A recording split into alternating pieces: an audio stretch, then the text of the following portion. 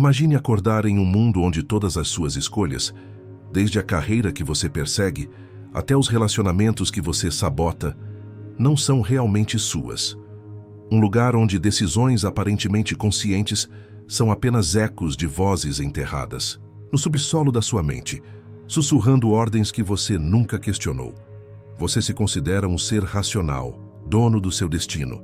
Mas e se tudo o que você acredita sobre si mesmo for uma ilusão bem arquitetada? E se, sob a superfície do seu pensamento lógico, existisse um outro você, um operador oculto, moldado por experiências esquecidas, traumas não resolvidos e promessas que você nem lembra de ter feito? Aqui está o paradoxo. Você acha que está no comando, mas seu cérebro toma decisões segundos antes de você conscientemente percebê-las. Estudos em neurociência revelam que a atividade neural precede sua percepção de escolha. Sua mente consciente é a última a saber, como um passageiro em um trem que acredita estar dirigindo, enquanto trilhos invisíveis determinam seu destino. Pense na última vez que você repetiu um padrão autodestrutivo, seja procrastinação, autossabotagem ou atraindo o mesmo tipo de pessoa tóxica. Você sabia que não deveria, mas algo mais forte puxou você, algo além da lógica. Essa força tem nome. São suas crenças inconscientes, as histórias que você absorveu sem perceber, os mandatos que obedece sem questionar. Elas são escritas em linguagem silenciosa. Dinheiro é sujo. Amor dói. Você não é suficiente. Essas narrativas não vivem nos seus pensamentos ativos. Elas são o sistema operacional oculto que roda em segundo plano, filtrando sua realidade, distorcendo suas percepções e, por fim, dirigindo suas ações. Você não as vê, mas elas decidem o que você enxerga. Aqui está a pergunta que vai arder na sua mente. Se suas crenças mais profundas são invisíveis para você, como pode afirmar que está realmente no controle? Você pode até resistir. Eu me conheço, pensa. Mas e se esse conhecimento for apenas a ponta do iceberg, uma autoimagem construída para proteger você da verdade perturbadora lá embaixo? Carl Jung chamava essa sombra de inconsciente coletivo, um repositório de arquétipos e medos que herdamos sem perceber. Friedrich Nietzsche alertava: torne-se quem você é. Mas como, se você nem sabe o que se esconde nas profundezas? Agora visualize dois caminhos. O caminho da negação, onde você continua acreditando que suas lutas são apenas má sorte ou falhas de caráter. O caminho da investigação sombria, onde você encara a possibilidade de que seu destino está sendo escrito por forças que você nunca ousou confrontar. O primeiro caminho é confortável, o segundo, assustador, mas é o único que leva à liberdade, e isso nos leva ao abismo da próxima questão. Como essas crenças se instalaram lá? Quem ou o quê escreveu os roteiros que você segue sem perceber?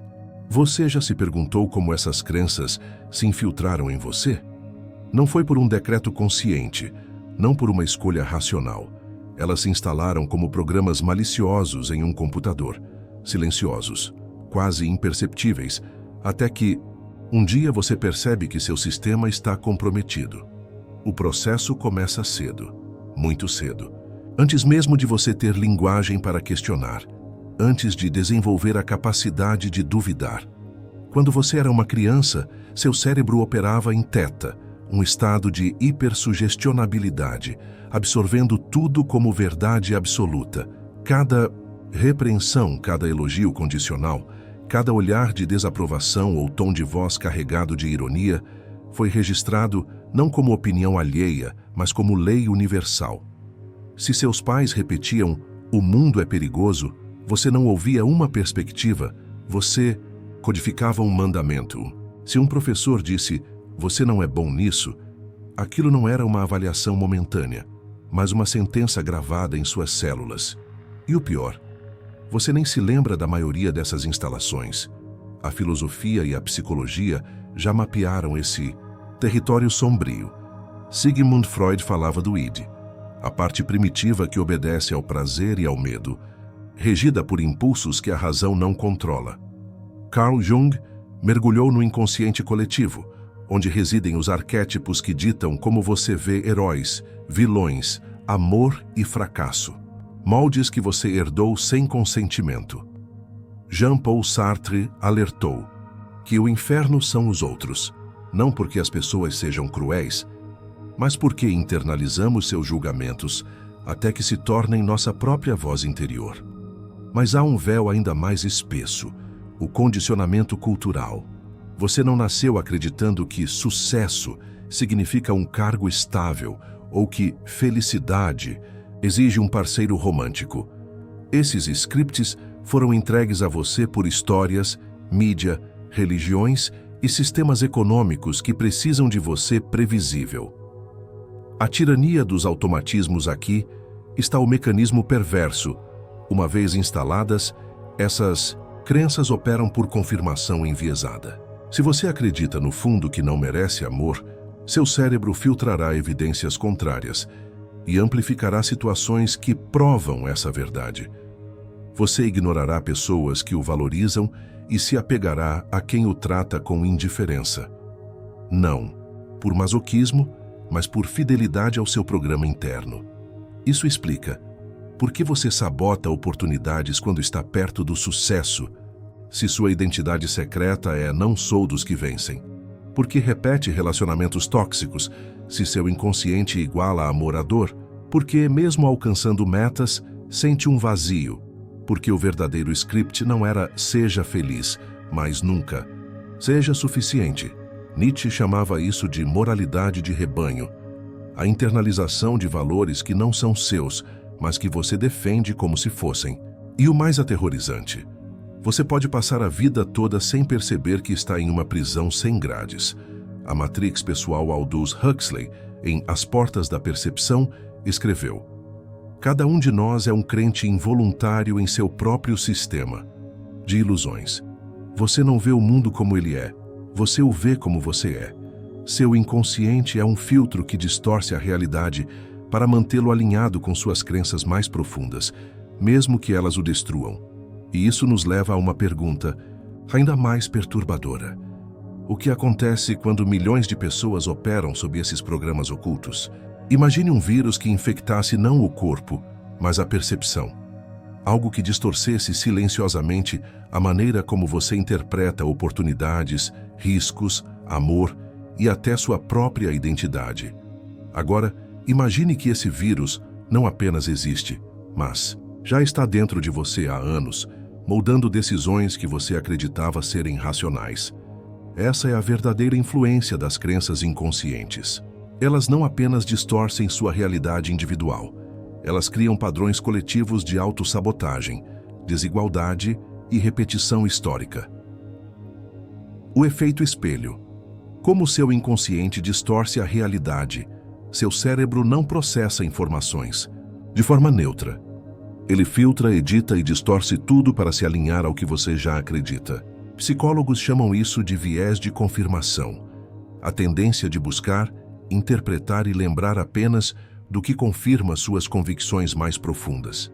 Se você acredita que pessoas como eu não conseguem riqueza, seu cérebro irá ignorar exemplos de pessoas que venceram condições similares, superestimar obstáculos e subestimar oportunidades, criar profecias autorrealizáveis através da hesitação ou autossabotagem. Você não está vendo o mundo, está vendo um reflexo de suas programações internas. E o pior, quanto mais forte a crença, mais invisível ela se torna. Como diz o provérbio budista, você não consegue ver o olho com que você vê. A epidemia silenciosa, crenças que moldam sociedades. Esses padrões não são apenas individuais, eles se tornam culturais. Quando milhões operam sob os mesmos scripts inconscientes, surgem o mito do merecimento.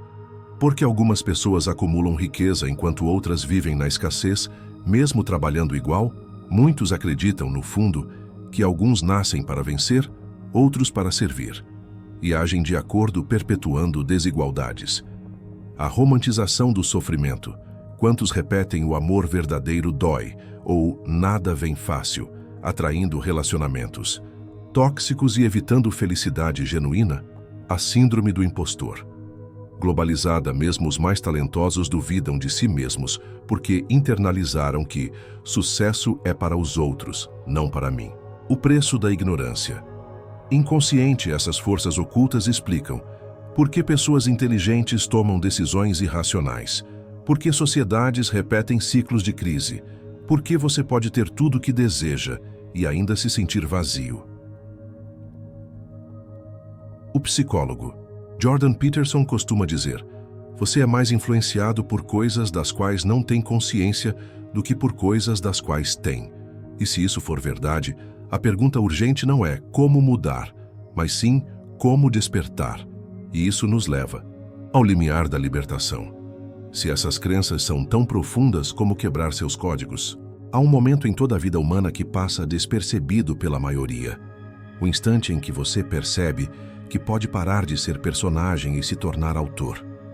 Não um autor qualquer, mas aquele que risca as linhas já escritas por outros e começa a narrativa novamente, com tinta fresca e mão firme. Esse é o seu momento de rebelião contra os ditadores invisíveis. O despertar do observador. Interno, a primeira arma contra as crenças inconscientes não é a mudança, mas a consciência. Viktor Frankl, sobrevivente dos campos de concentração, nazistas, descobriu o princípio mais revolucionário da psicologia humana. Entre o estímulo e a resposta, há um espaço. Nesse espaço está nosso poder de escolher. Você precisa se tornar arqueólogo da própria mente. Pergunte-se, quando foi a primeira vez que senti que não era suficiente? Quem me ensinou que dinheiro é sujo ou que o amor precisa doer? Que histórias estou repetindo sem questionar sua veracidade? Essas perguntas não buscam respostas imediatas. Elas abrem fendas no concreto da sua programação. A arte da reprogramação. Radical, a neurociência revela que neurônios que disparam juntos se conectam. Suas crenças são trilhas neurais bem pavimentadas. A boa notícia? Novos caminhos podem ser abertos, mas exige mais que pensamento positivo. Exige experiências contraditórias.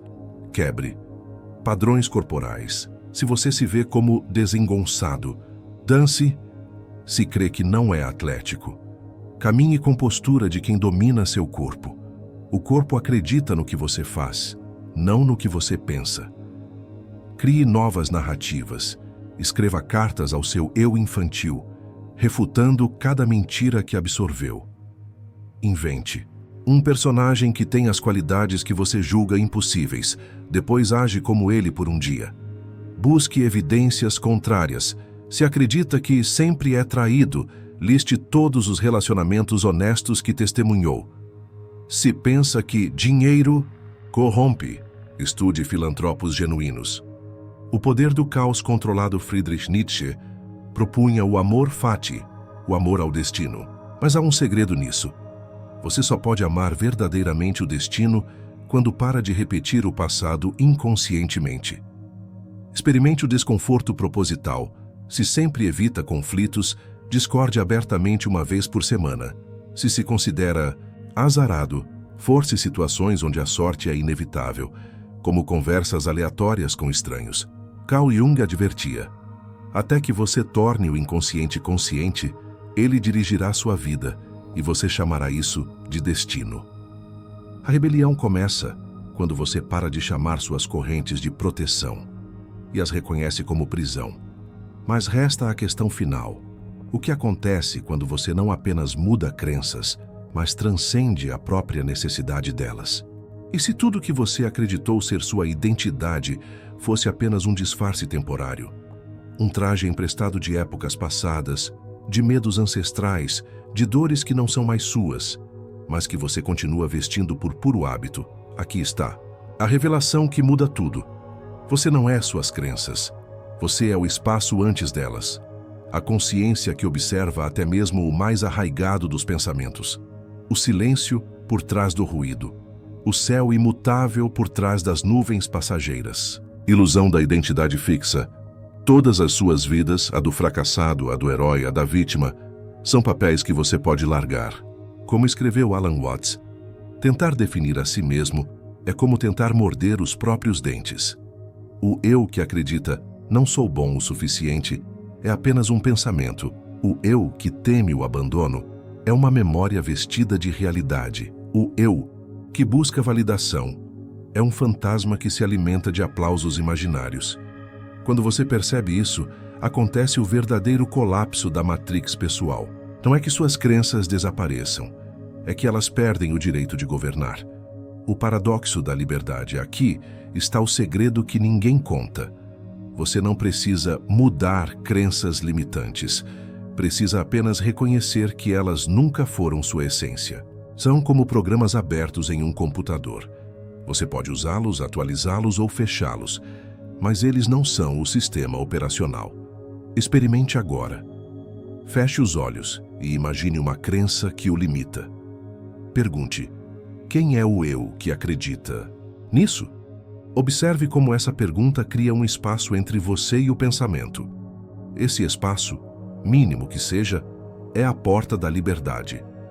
A última ironia, toda a sua vida, você buscou ter mais sucesso, mais amor, mais segurança. Mas a realização final é que você precisa ser menos personagem, menos história, menos ego. Os mestres sempre souberam disso. Buda chamou de anatta, não eu. Lao Tse falou em esvaziar-se. Krishnamurti ensinou que a verdade é uma terra sem caminhos. Você não está se tornando algo novo. Está lembrando do que sempre foi antes do mundo te contar quem você deveria ser. Amanhã, ao acordar, faça este experimento.